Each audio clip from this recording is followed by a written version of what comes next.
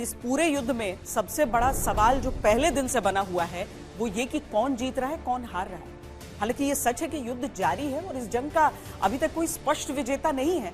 America अपनी सेना को बेहतर बताता है, ज्यादा ताकत दिखाता है। ईरान ने स्ट्रेटेजिक टारगेट्स पर प्रेशर बनाया, अमेरिका ने हवाई बॉम्बार्डमेंट किया, तो ईरान ने मिसाइल नेटवर्क, हॉर्मुज जैसे चोक पॉइंट से जवाबी दबाव बनाए रखा। यानी मैदान जंग में कोई नॉकआउट नहीं हुआ, बल्कि ये युद्ध एक तरीके से एक ऐसा डेडलॉक बनकर, एक गतिरोध बनकर डिफेंस के रूप में रह गया, जिसमें हर कोई जानना चाहता है कि असलियत में कौन जीत रहा है।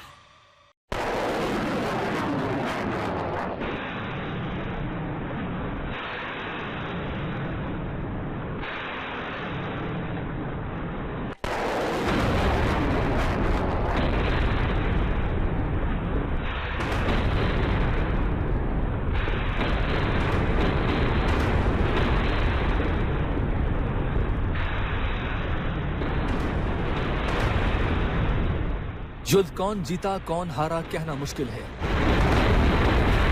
क्योंकि युद्ध में विजय के पैमाने दोनों देशों के अलग अलग थे।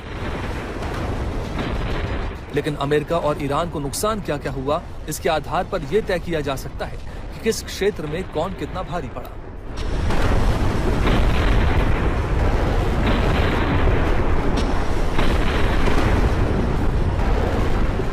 बड़ा सवाल यह है कि अमेरिका ने 3 लक्ष्य रखे थे, क्या वो पूरे हुए? रेजिम चेंज नहीं हुआ, परमाणु कार्यक्रम खत्म करना नहीं हुआ, ईरान किसी भी समझौते के लिए तैयार नहीं, बैलिस्टिक मिसाइल क्षमता सीमित करना नहीं हुआ। अपनी लगभग पूरी ताकत झोंक लेने के बावजूद अमेरिका को काफी नुकसान हुआ। वॉशिंगटन पोस्ट की खबर के अनुसार जो नुकसान अमेरिका को खाड़ी देशों में हुआ वो उससे काफी ज्यादा है जो अमेरिका बता रहा है। अमेरिकी नुकसान को 4 अलग अलग हिस्सों में बांटा जा सकता है: सैन्य क्षति, आर्थिक नुकसान, कूटनीतिक और रणनीतिक नुकसान और भू राजनीतिक क्षति। सबसे पहले देखिए दुनिया की सबसे ताकतवर सेना वाले देश को इस युद्ध में कितना नुकसान हुआ। अमेरिका को सबसे उन्नत मिसाइल इंटरसेप्टर्स का भारी नुकसान हुआ। इतनी बड़ी तादाद में अमेरिका ने टॉमाहॉक मिसाइल्स और पेट्रियट इंटरसेप्टर्स का इस्तेमाल पहले कभी नहीं किया था। ईरान के खिलाफ पूरी ताकत झोंकने की वजह से यूरोप और दूसरे एशियाई क्षेत्रों में अमेरिका की तैयारी पर असर पड़ा। स्ट्रेट ऑफ हॉर्मुज में अमेरिकी नौसैनिक क्षमता की कमियां उजागर हो गई। तेल और गैस की कीमतों में भारी उछाल से अमेरिकी अर्थव्यवस्था पर दबाव पड़ा। अमेरिका में पेट्रोल की कीमतें 2022 के बाद सबसे ऊंचे स्तर पर पहुंची। खाद और ऊर्जा की बढ़ती कीमतों से वैश्विक आर्थिक संकट का असर अमेरिकी हितों पर भी पड़ने लगा। युद्ध शुरू करने से पहले सहयोगियों से सलाह न लेने पर रिश्तों में तनाव रहा। सहयोगी इस बात से नाराज हो गए कि ट्रंप अपनी शुरू की हुई लड़ाई में उनसे मदद मांग रहे थे। यूरोप, एशिया और कई देशों में अमेरिकी विरोधी भावना बढ़ने लगी। युद्ध के खिलाफ लोग सड़कों पर आ गए। ऐसे में सहयोगियों की तरफ से चीन और रूस के खिलाफ भविष्य में समर्थन जुटाना मुश्किल हो सकता है। शांति के पक्षधर और नोबेल पीस प्राइज की अभिलाषा रखने वाले ट्रंप की दुनिया में स्थिरता लाने वाली छवि को झटका लगा। ईरान ने जंग को सिर्फ युद्ध भूमि तक सीमित नहीं रहने दिया, बल्कि वैश्विक अर्थव्यवस्था तक फैला दिया। तेल के जाल में ईरान ने न सिर्फ अमेरिका बल्कि पूरी दुनिया को उलझा दिया। इधर ईरान ने खाड़ी देशों पर अमेरिकी बेसिस पर हमला किया। इसने उस नैरेटिव को जमींदोज कर दिया कि अमेरिका है तो सुरक्षित है। सैन्य जीत के बावजूद अमेरिका के लिए रणनीतिक मुश्किलें बढ़ा दी।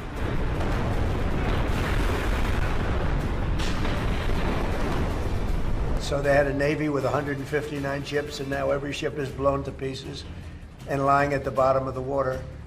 They had an air force, lots of planes, and they don't have any planes. They don't have any anti-aircraft. They don't have any radar left. Their missiles are mostly decimated. They have some. They have probably 18-19%, but not a lot by comparison to what they had. And their leaders are all dead. So I think we won. Iran पर हुए नुकसानों को भी अलग अलग श्रेणियों में रखा जा सकता है। नेतृत्व का नुकसान, सैन्य नुकसान, परमाणु कार्यक्रम का नुकसान, प्रॉक्सी नेटवर्क का नुकसान, आर्थिक और क्षेत्रीय नुकसान।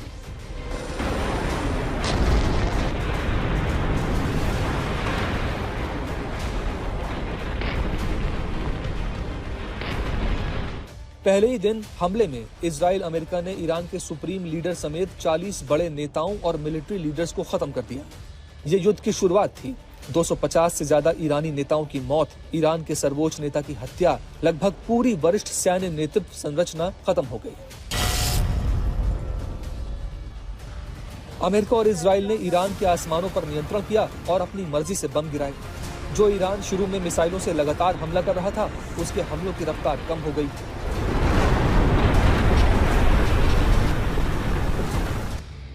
दावा किया गया कि ईरान के मिसाइल हमले 90% तक घट गए। उसके बड़ी संख्या में मिसाइल लॉन्चर और हथियार फैक्ट्रियां तबाह करने का अमेरिका ने दावा किया। पारंपरिक सैन्य ताकत बुरी तरह कमजोर हो गई। दावा किया कि ईरान की 90% नौसेना नष्ट कर दी गई। एयर डिफेंस सिस्टम लगभग खत्म। भविष्य में हमलों के लिए ईरान खुला हो गया। जून 2025 में बंकर बस्टर बम गिराकर अमेरिका ने दावा किया कि उसने ईरान के अंडरग्राउंड परमाणु ठिकानों को भारी नुकसान पहुंचा दिया। इस बार फिर परमाणु ठिकानों पर हमला किया गया। दावा किया गया कि अब ईरान कभी परमाणु बम नहीं बना पाएगा और उसका परमाणु कार्यक्रम कई साल पीछे चला गया। ये भी कहा गया कि भविष्य में इजरायली हमलों के लिए परमाणु ढांचा ज्यादा असुरक्षित हो गया है। इस युद्ध में इजराइल ईरान के साथ साथ लगातार लेबनान पर भी हमलावर रहा, जहां से हिजबुल्लाह हमला करता था। लितानी नदी पर इजराइल ने कब्जा जमाया। दूसरे प्रॉक्सी संगठन कमजोर पड़े। हालांकि जो हमले हिजबुल्लाह की तरफ से इजराइल पर किए गए, उन हमलों का असर सीमित रहा। 13,000 मिसाइल और एयर स्ट्राइक्स के बाद ये सच है कि ईरान को मिसाइल और सैन्य ढांचे को दोबारा खड़ा करने में भारी खर्च आएगा। वॉर रेपरेशंस, जो नुकसान हुआ है ईरान को, उसकी भरपाई कौन करेगा? अमेरिका कहीं ना कहीं उसका जवाब दे रहा है। शायद खुद वो वॉर रेपरेशंस ना करे, लेकिन मिडल ईस्ट कंट्रीज को करना पड़ जाए। तो बहुत सारे कॉम्प्लिकेशंस हैं। दोनों लोग अपने प्रपोजल्स को समझ रहे हैं, कोशिश कर रहे हैं कि एक अंडरस्टैंडिंग में आए, लेकिन ईरान ने साफ तौर पे कह दिया है एनरिच्ड यूरेनियम ईरान से बाहर नहीं जाएगा।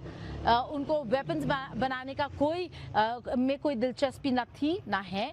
और एक फतवा सुप्रीम लीडर खamenei जिन्हें मार दिया गया था, उन्होंने एक फतवा जारी किया था ये कहते हुए कि न्यूक्लियर वेपन्स के लिए नहीं, न्यूक्लियर पीसफुल पर्पसेस के लिए यूज होना चाहिए ईरान में। दोनों देशों के जीत के अपने अपने दावे इस पूरे युद्ध के दौरान हुए, लेकिन सैन्य और टैक्टिकल स्तर पर अमेरिका इजराइल को बढ़त रही। रणनीतिक स्तर पर ईरान ने सहन करो और कीमत बढ़ाओ की रणनीति से अमेरिका को बड़ी चुनौती दी।